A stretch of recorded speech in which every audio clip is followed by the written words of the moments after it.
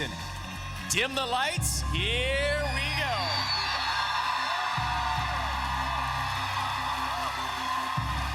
After the nationwide vote of nearly 100 million, the winner of American Idol 2009 is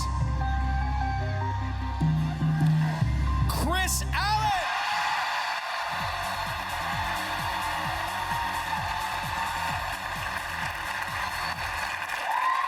Please welcome Kris Allen.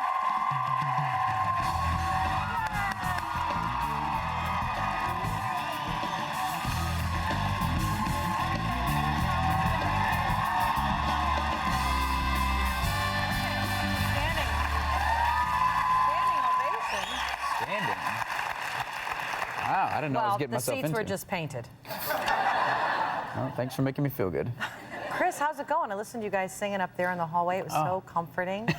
Yeah, we're trying to rehearse because it's been a while since we played that song. But we're excited to be here. Tell me how. I mean, life has to have drastically changed since that moment of winning. I would say, if anything could go from 0 to 100, it would be my life, or anybody's life that's been through the Idol thing. So it's been nuts. It's been crazy. Is there, I mean, I know that there's so much to be grateful for, and you have a lot of gratitude, what a great opportunity, and to have this chance to really share your creativity with the world and do what you've always wanted to do since you were a kid, right? Yeah, no, I've always wanted to do music since I was 13, and I picked up a guitar. And even before that, when I played viola when I was 8 years old, and all the way through high school. So yeah, music has always been a part of my life. My dad was a musician, and yeah, I've always wanted to do it. So this was just an amazing opportunity for me. With all that said, is there any part of you or the way things used to be that you miss or long for? I mean, I miss being back home sometimes, but you know, I got family and friends that I've lived in the same place and had the same friends for a long time. So it's kind of tough not being home, but you know, I get to do what I've always liked to do. What's your dad doing with all this? I mean, my dad loves it.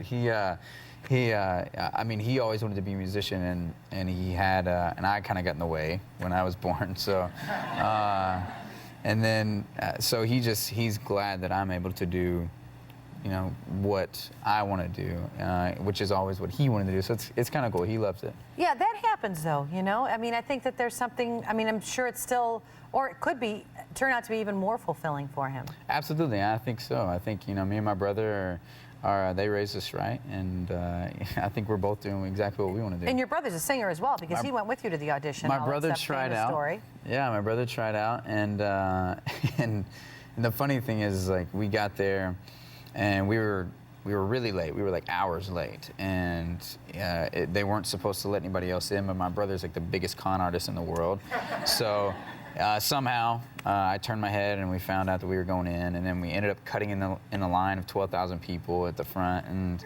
So the lesson is to kids, really, is to force your way in. Exactly. Front of the line. If you want it, or just have a little brother that's a con artist. I don't know. What did you think of the Adam Lambert performance at the AMA? I mean, I feel for the guy, right? You feel for the guy? Yeah, because I think he tried something. You can't judge him just on that one performance, because he is extremely talented. Super talented guy, really great guy.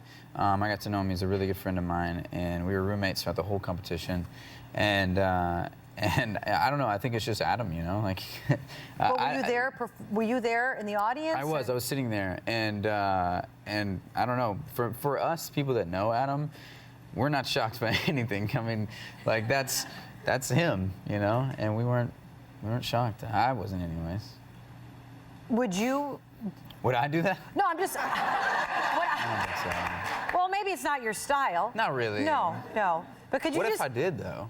Well, I don't know what would happen. Some people do things, you know, for the shock. I mean, I think part of that, Adam was aware that people might think of it. I mean, I wasn't that shocked by it. I mean, whatever. It was no big deal. I don't think anybody's shocked by anything anymore. You know, maybe next year on the AMAs, I'll do the same thing.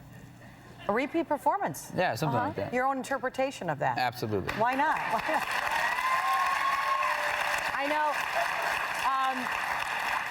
Before you came here today, I was thinking you were married before all this happened, correct? Or engaged? I tried out in July, and we got married in September. Okay, so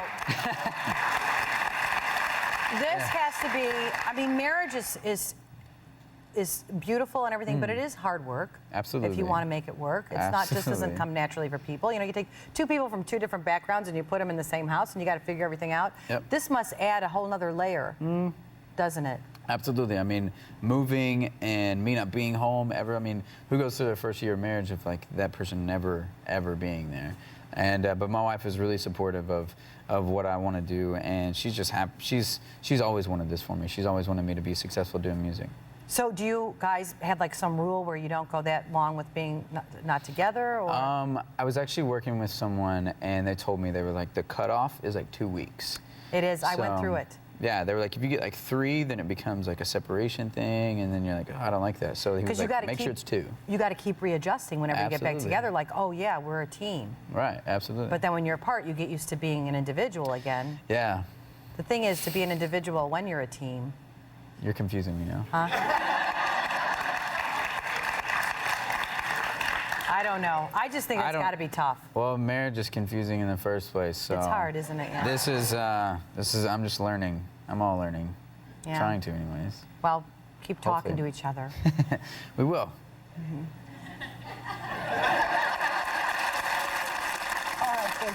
When we come back, you're going to sing, right? I'm going to sing, yes. And perform, yeah. Off his new album, so stay tuned.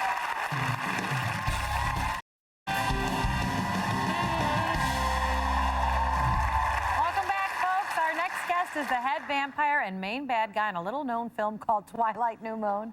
Here he is in an action